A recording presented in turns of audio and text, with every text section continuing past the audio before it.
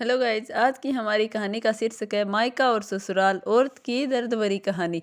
ससुराल में वो पहली सुबह आज भी याद है। कितना हड़बड़ा के उठी थी, ये सोचते हुए कि देर हो गई है और सब न जाने क्या सोचेंगे। एक रात ही तो नए घर में काटी है और इतना बदलाव, जैसे आकाश में उड़ती चिड़िया को किसी ने सोने के मोतियों का लालच देकर पिंजरे में बंद किया हो। शुरू के कुछ दिन तो यूं ही गुजर गए। हम घूमने बाहर चले गए। जब वापस आए तो सासू माँ की आंखों में खुशी तो थी, लेकिन बस अपने बेटे के लिए ही दिखी मुझे। सोचा शायद नया नया रिश्ता है, एक दूसरे को समझते देर लगेगी, लेकिन समय ने जल्द ही एहसास करा दिया कि मैं यहाँ बहू हूँ। जैसे चाहूँ वैसे नहीं रह सकती। कुछ कायदा मर्यादा है जिनका पालन मुझे करना होगा। धीरे धीरे बात करना, धीरे से हंसना, सबके खाने के बाद खाना, ये सब आदतें जैसे अपने आप ही आ गई। घर में माँ से भी कभी कभी ही बात होती थी। धीरे धीरे पीहर की याद सताने लगी। ससुराल पूछा तो कहा गया अभी नहीं, कुछ दिन बाद।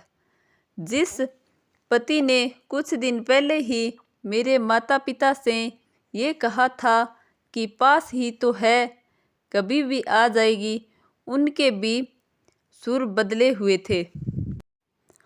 अब धीरे धीरे समझ आ रहा था कि शादी कोई खेल नहीं है। इसमें सिर्फ घर ही नहीं बदलता, बल्कि आपका पूरा जीवन ही बदल जाता है।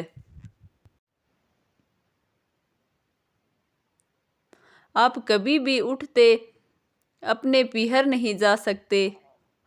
यहाँ तक कि कभी याद आए तो आपके पीहर वाले भी बिना पूछे नहीं आ सकते।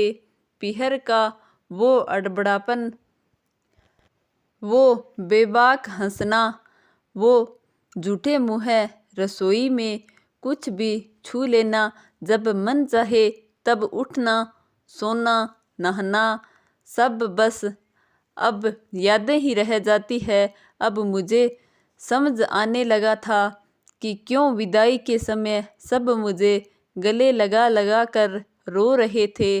असल में मुझसे दूर होने का एहसास तो उन्हें ही हो ही रहा था, लेकिन एक और बात थी जो उन्हें अंदर ही अंदर परेशान कर रही थी कि जिस सच ने उन्होंने मुझे इतने साल दूर रखा, अब वो मेरे सामने आ ही जाएगा।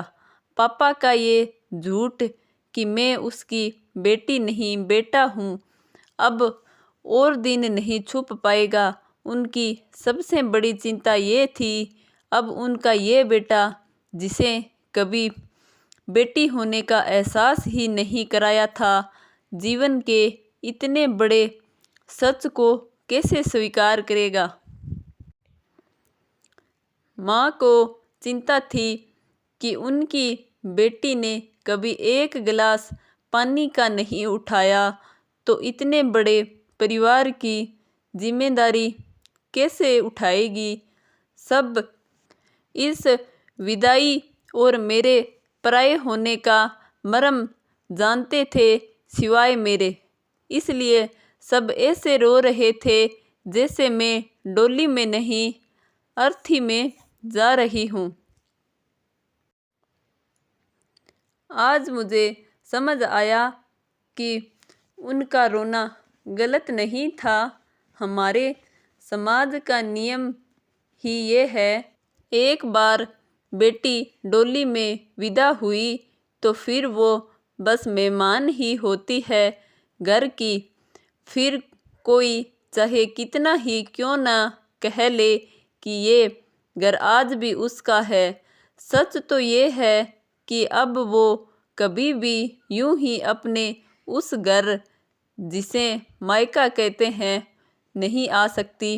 हजारों समस्याओं और परेशानी आने पर भी उसी को हल करना है, हंसते हुए, गम छुपाते हुए। क्या यह तपस्या से कम नहीं है? अचानक जगह को सुधार कर अच्छा बनाने का काम करना। क्या कहेंगे आप? मेरी कहानी को पूरा सुनने के लिए धन्यवाद दोस्तों। मिलते हैं अगली कहानी में।